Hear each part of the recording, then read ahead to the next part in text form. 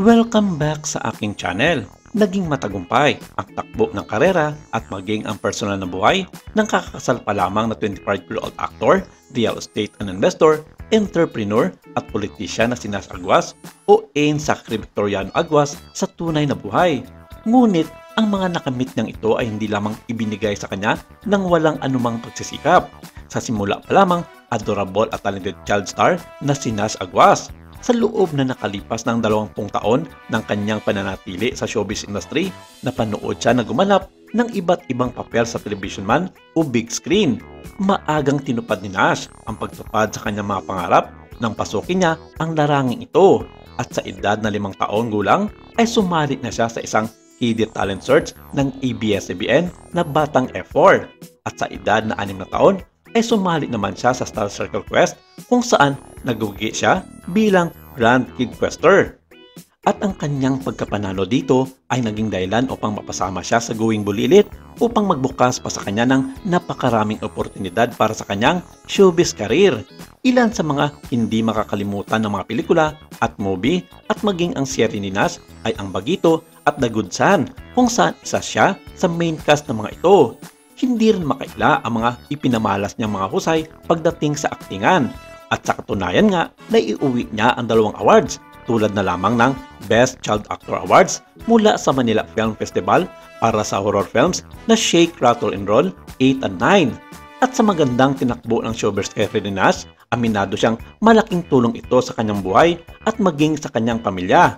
At sa katunayan, sa edad na 15 ay tumayo na siya bilang padre di pamilya matapos maghiwalay ang kanyang mga magulang noong taong 2014. Hindi itinanggi ng aktor na noong una ay nagalit siya sa kanyang ama nang malaman niya ito na tuluyan na naghiwalay ang kanyang mga magulang na itinago lang pala ng mami niya na nakasama niyang naiwan dito sa Pilipinas at ang bunsong kapatid na babae.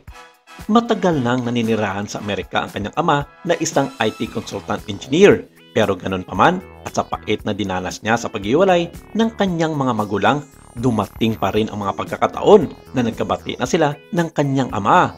At sa katunayan, si Nas na mismo ang nagsabi sa kanyang ama na siya na ang bahala sa kanyang ina at bunsong kapatid. Alam niya raw na hindi madali ang buhay ng kanyang ama sa Amerika, lalo na't matanda na rin ito at may mga obligasyon na rin sa kanyang lolo at lola. At noong una ay hindi pumayag ang kanyang ama dahil ayon sa kanya, responsibilidad niya pa rin si Nas at ang kanyang kapatid na suportahan ito lalong-lalo na sa kanyang pag-aaral. Pero hindi pumayag si Nas dahil kaya na niyang buhayan ang kanyang ina at kapatid sa kanyang mga kinikita sa showbiz. Subalit nakumbinsi pa rin ito dahil namimilit umano ang kanyang ama. At sa kabila ng pinagdaanan ng kanilang pamilya, mas nag-focus si Nas sa kanyang karir at naging matatag at positibo sa pananaw sa kanyang buhay. Bagamat matindi ang kanyang pagnanais na makapasok sa showbiz, hindi pa rin siya huminto sa kanyang pag-aaral sapagkat siya ay palaging honor student. Nagbunga ang pagsisikap na ito ni Nas at nakapagtapos ng kursong BSBA Major in Marketing Management sa kolehiyo. At dahil hindi lamang naging matagumpay si Nas sa kanyang showbiz career, kundi pati na rin sa larangan ng pagninegosyo.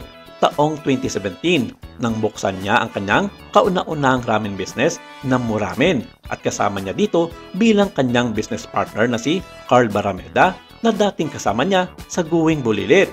Mula sa unang sangay sa University Belt, sa ngayon ay mayroon na itong mahigit sa 10 branches ang naturang Japanese restaurant dahil inupin niya ito for franchise.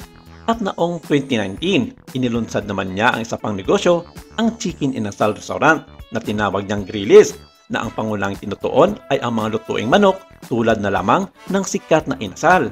Maraming salamat. Ito lang muna ang ating update for today.